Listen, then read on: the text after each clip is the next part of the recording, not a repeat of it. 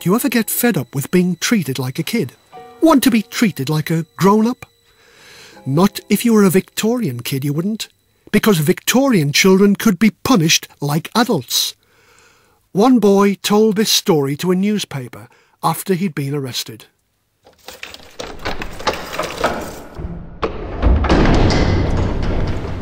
I was born near Cambridge. My mother died when I was 5, and my father married again. My stepmother hated me, so I ran away. I lived by begging and sleeping rough, and made my way to London.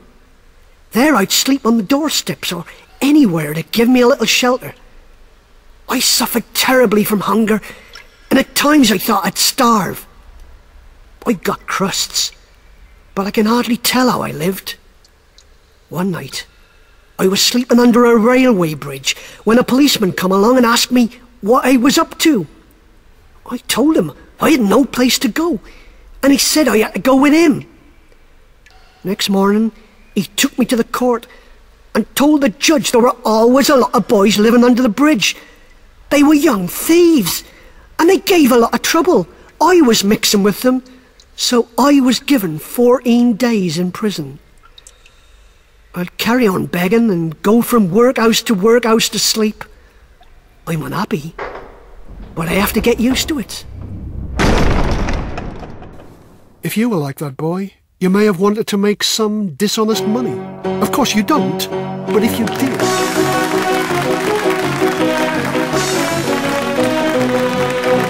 Alright, ladies and gentlemen, here for your entertainment and instruction, or a few tips and tricks for you little beggars.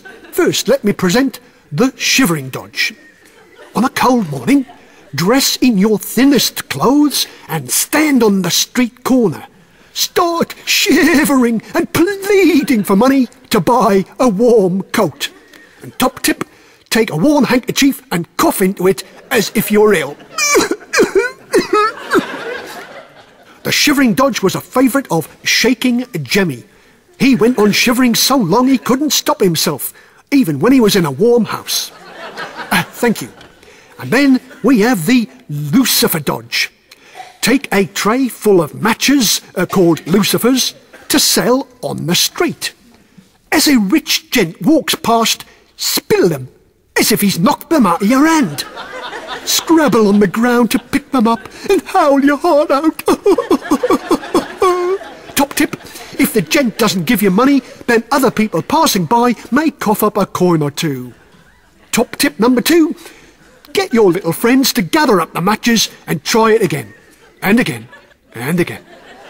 Next, we have the tea and sugar dodge. Here's what you do. Sit on the curb with 2 empty packets. Sob the following. Sob.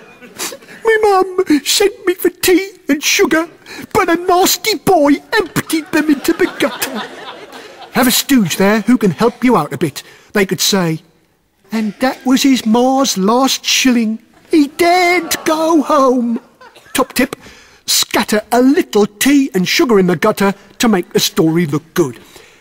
Now this dodge has been known to earn up to 18 shillings in one morning, when many working men don't make 10 shillings a week. And that brings us to the Scaldrum dodge. Cover your bare arms and legs with soap, rub vinegar into the soap, and the mess looks like ugly blisters. Or strap a leg up under your jacket to make it look as if you've lost one. Top tip, if the soap on your leg doesn't work, then stick soap in your mouth till you froth and foam. Oh, and top tip 2, if looking ill didn't help, then pretend to choke on a piece of dry bread. Take money to get ale to wash the dry bread from your throat. If everything else fails, then try this really disgusting one. The bird bread dodge.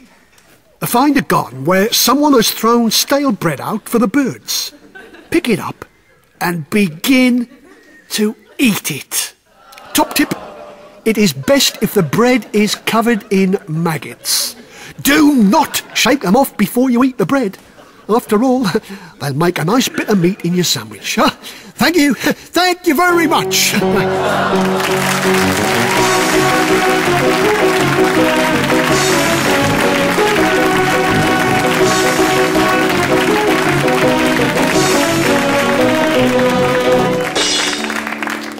Of course, begging was against the law, but it was hard to stay out of trouble because there were some pretty odd laws in Victorian times. Here's a list of crimes. Can you tell which are true and which are false?